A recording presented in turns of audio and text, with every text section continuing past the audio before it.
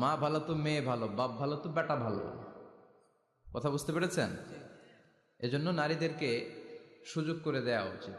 তারা যদি কোরআন সুন্নাহ জানে তাহলে ঘরের মধ্যে কোনো শিরকের ছোঁয়া থাকবে না। আর নারীরাই যদি বিপদগামী হয়, ওই ফ্যামিলিটা বিপদগামী হয়ে যায়। এজন্য আসুন আমরা আল্লাহর দরবারে শুকরিয়া জানাই যে আল্লাহ তাআলা আমাদেরকে আজকে এই মহিলা সমাবেশে আসার বসার তৌফিক এনায়েত করলেন। আমরা আল্লাহর দরবারে শুকরিয়া জানাই, আমরা পড়ে নিচ্ছি কালিমাতুশ শুকর, আলহামদুলিল্লাহ। ছেলেরা আরো আওয়াজ করে পড়েন, ছেলেরা আলহামদুলিল্লাহ।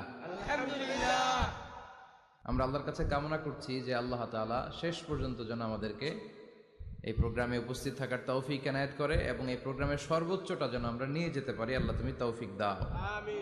আজকের এই প্রোগ্রামটাকে তুমি আমাদের নাজাতের ওসিলা বানাও। সম্মানিত ভাইয়ের, আমি ছোট্ট একটা আয়াত তেলাওয়াত করেছি, ওয়াকারনা ফি বুয়ুতিকুন্না ওয়ালা তাবাররাজনা তাবাররুজাল জাহিলিয়াতিল